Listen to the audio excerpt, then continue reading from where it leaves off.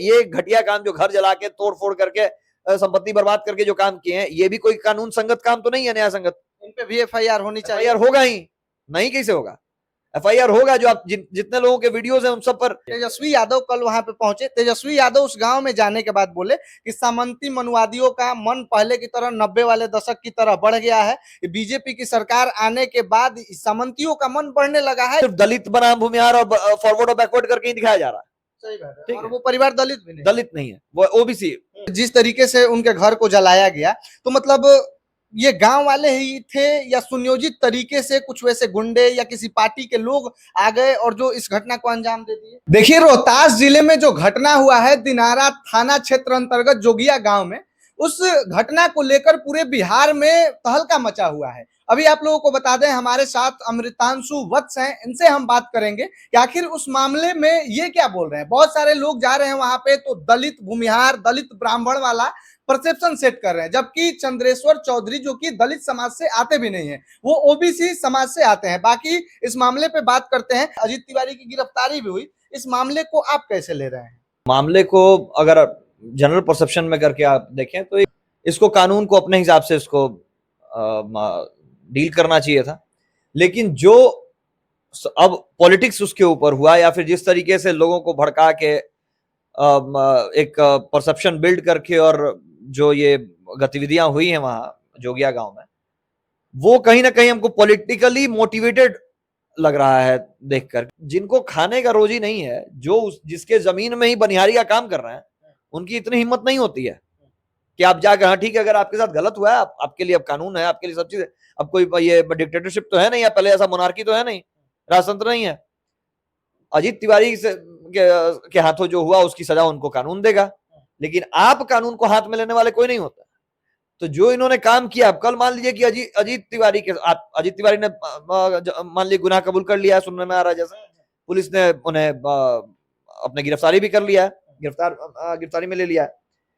आज या कल अगर मान लीजिए कि अजीत तिवारी के समर्थक या उनसे संपत्ति रखने वाले लोग अभी जाके पूरा गांव फूंक देते हैं उन लोगों का, तो ये कहीं से न्याय संगत होगा? लेकिन एक जैसे लोग बोल रहे हैं कि अजीत तिवारी हिंसा की, सही बात है, किसी को मारना हिंसा ही है, लेकिन एक हिंसा को सच साबित करने के लिए दूसरा हिंसा करना, घर फूंकना, ट्रैक्टर, हार्वेस्टर, सारा कुछ फूंक देना। घर परिवार में लोग भी रहे होंगे अजीत तिवारी के, अगर उनको कुछ हो जाता या गांव वाले को ही कुछ हो जाता तो उसका जवाबदेही कौन होता है? वही हम कह रहे हैं ना कि देखिए, हमने उनका वीडियो देखा है उसके परिवार का, वो साफ कह रहे हैं कि हम लोगों ने नहीं किया है।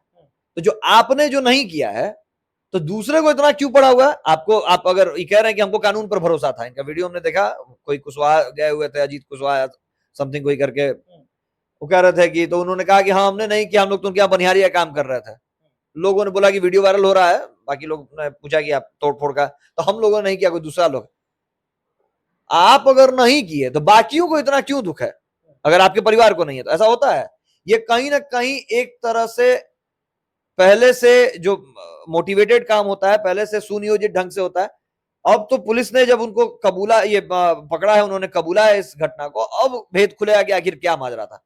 हो सकता है कि कुछ ना कुछ तो ऐसा जरूर, कोई इतना पागल तो है नहीं कि ऐसे ही नशा में हुआ, उठ के घर में बुलाकर गोली मार दिया, सुबह सुबह, रात का समय रहता, कोई सुबह उठकर शराब पी रहा है मार दिया, ऐसा तो हो नहीं सकता।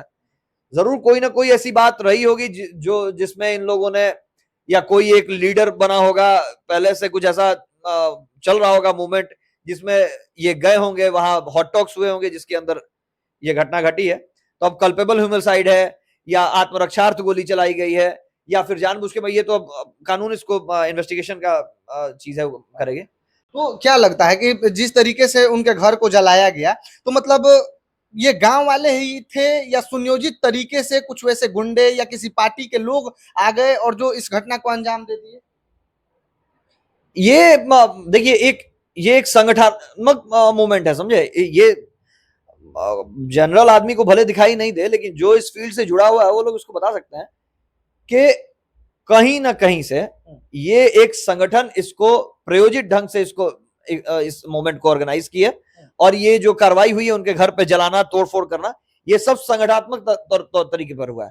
कहीं ना कहीं अगर पता आपको ये जांच होगी तो ये पता चलेगा कि किसी लेफ्टिस्ट मूवमेंट से जुड़ा हुआ व्यक्ति था चौधरी, चंद्रेश्वर चौधरी, और जो ऑर्गेनाइजेशन इसको इसको डील कर रही थी या जिस ऑर्गेनाइजेशन का वो पार्ट था, वो चाहे माले हो, चाहे आईपीएफ हो, चाहे एमसीसी हो, उस संगठन ने प्री प्लान ये पहले से किया हुआ था। इसको भेजा ही गया था वहां एक कैओस क्रिएट करने के लिए, जिसमें हॉट टॉक के बीच में एक घटना घट गई, और ये सारा चीज पहले से सुनियोजित था कि अगर वो नहीं भी घटना होती तो ये लोग ऐसा करने का अंजाम ये पहले से सोचे हुए थे और इसको हिट। अच्छा, इस घटना के पीछे जो भी हुआ, जो कहानी हो, लेकिन इसको जातिगत रंग देना ये कितना सही है कि दलित वर्सेज भूमिहार, दलित वर्सेज ब्राह्मण, इस तरीके से जातिगत रंग देना गलत है, एकदम सरासर गलत है।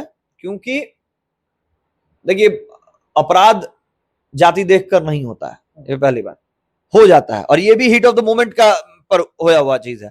हो सकता है कि चंद्रशेखर चौधरी की जगह कोई और भी होता, उसको गोली लग जाती। अगर गोली ही चली है तो गोली देख के थोड़ी चलता है कि जात क्या है।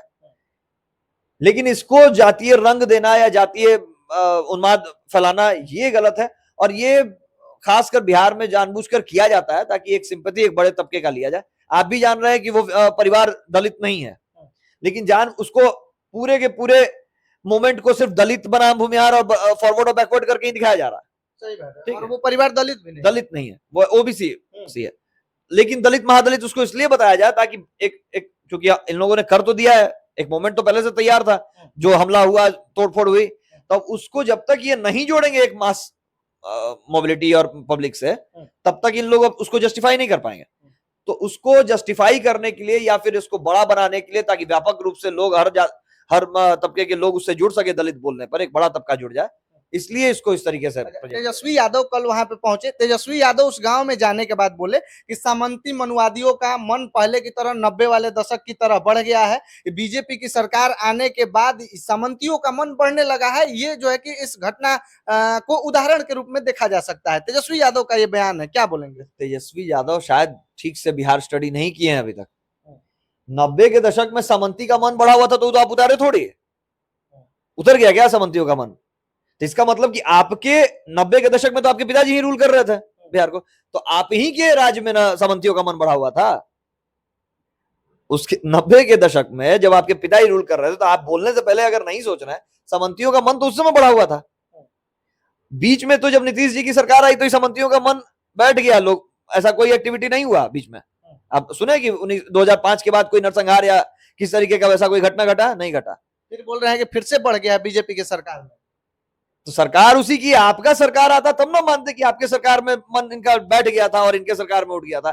क्या ना कि उनको स्टडी अभी नहीं किया ठीक से। बोलने से पहले आरजेडी वाले सोचे, पहले एनालाइज करेंगे क्या है। मन बढ़ा हुआ जिसका है वो शुरू से मन बढ़ा रह जाएगा, आपके चाहने और ना चाहने से मन उतरेगा नहीं।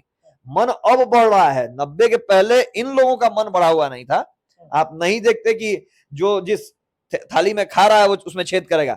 लालू जी के राज में ही थाली में छेद करने का ज्ञान दिया गया था कि आप जिसके खेत में मजदूरी कर रहे हैं, जिसका अन्न खा रहे हैं, जिसके थाली में खा रहे हैं, उसी में छेद कीजिए। गद्दार इनके राज में बनाया गया था लोगों को।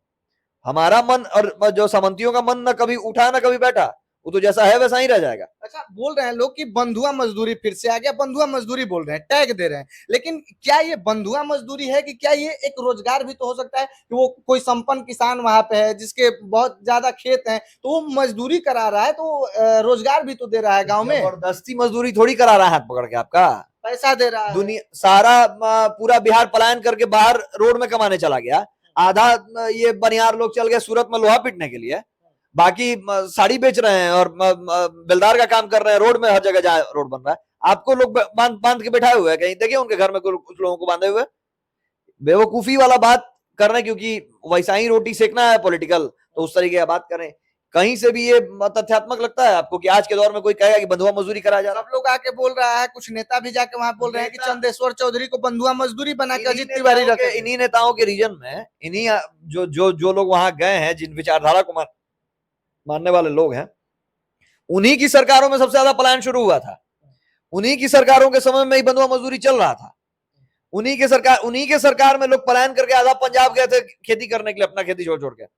वहां 500 रुपया मिल रहा था, जिसमें 250 रुपया रूम रेंट और बाकी खाना में लग जा रहा था, और वही 250 रुपया लेके यहाँ आ रहे थे और यहाँ बने हुए थे कि हम बहुत बड़का पंजाब में कमा के आ रहे हैं, और यहाँ 300 मिल रहा था तो इनको बहुत दुख लग रहा था।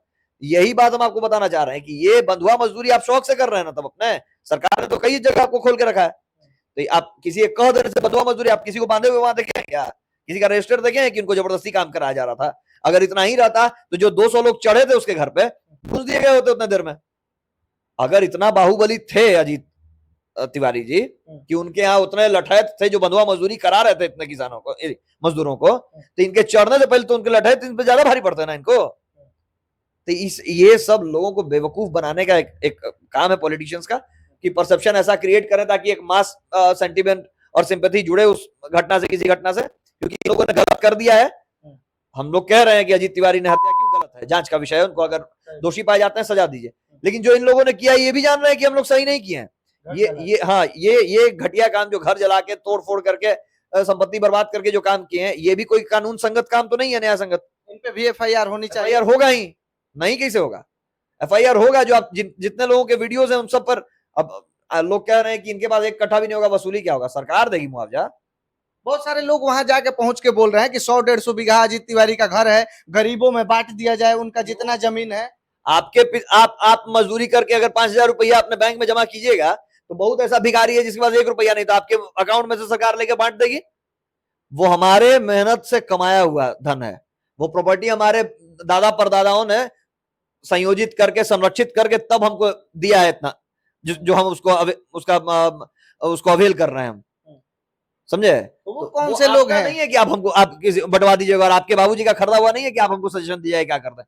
आपके पहले भी जो आपकी सरकार आई थी जिसमें आप समाजवाद की बात कर रहे थे, जब वो नहीं बांट पाई तो सोचिए कि आगे आने वाली कई पीढ़ियां नहीं बांट पाएगी। बेतिया राज का 42,000 एकड़ जमीन नहीं है, ठीक है, कि उनका कोई उत्तराधिकारी नहीं हुआ इसलिए सरकार ले लेगी। जिसका उत्तराधिकारी है उसका लेना भी आप लोग के बस की बात नहीं है।